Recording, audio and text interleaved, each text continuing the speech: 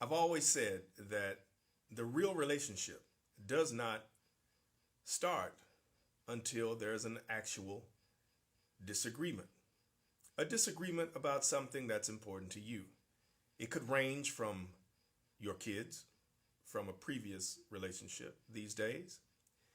It could be something as simple as a TV show, your favorite TV show that you missed.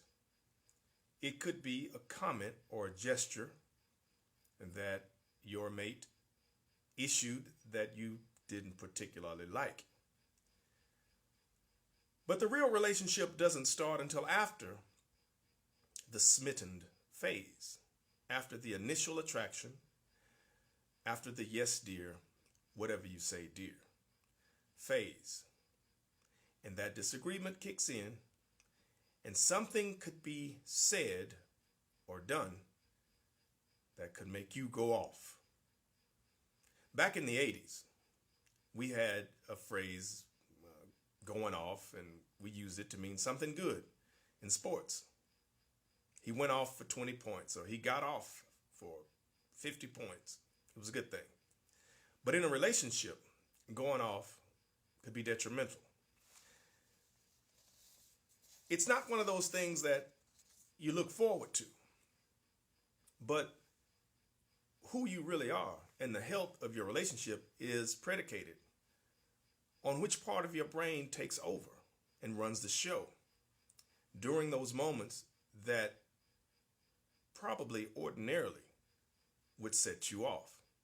Now, there's a science to how this works, and the neurological, the general information pertaining to the physiology of the brain and how it works is that there's actually a part of your brain that's being turned off. It is that prefrontal cortex, which is the area that's responsible for your judgment and rationalization. It gets turned off by the amygdala, which is the part of the brain that's responsible for anger. Now, this was good back in the days of the hunters and gatherers, where if you were about to be eaten alive by a saber-toothed tiger, all of this adrenaline gets released and dopamine gets released, and you are in fight or flight mode.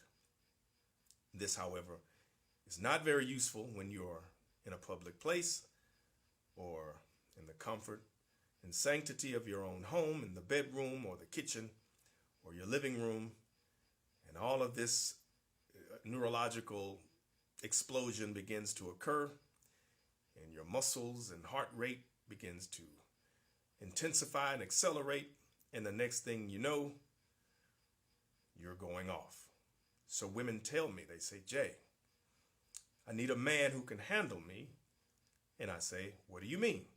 Well, I have a tendency to go off. I can get ignorant. Actually, they say I can get ignorant, which I think is worse than ignorant. But for the sake of this conversation, let's just say ignorant. Now, we know by definition, ignorant gives way to lacking knowledge, awareness. It's somehow associated with being uneducated or unsophisticated.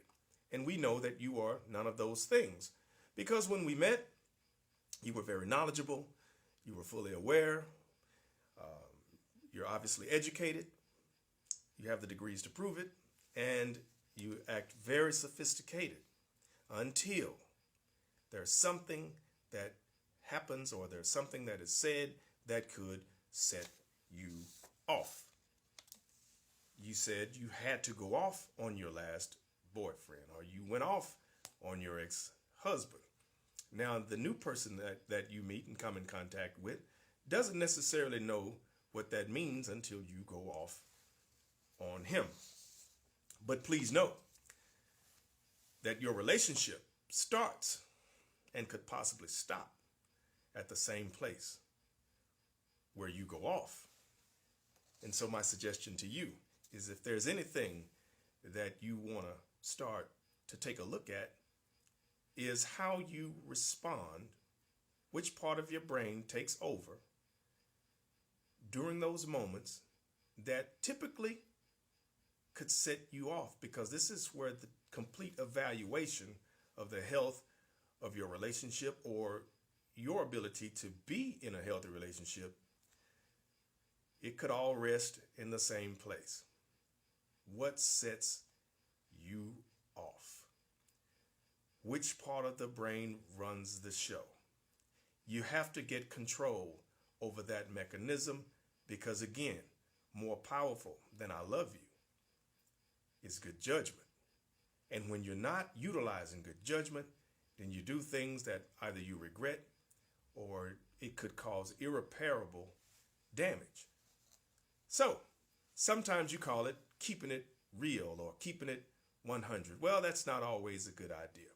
Don't keep it 100. Keep it somewhere around, 50 or 60, where everybody can deal with you a little bit. But that's going to totally depend on how you practice and how you rehearse your response to things that could possibly set you off. In other words, don't go off. Stay on. Stay on your P's and Q's. And I know it sounds simple on the front end, but it's very possible and it's very necessary. If you do meet Mr. Right, and once you get past the smitten love phase, it's not if, but when you come across that conversation or that moment that would ordinarily set you off, remember, the relationship starts and stops at the very same place, the place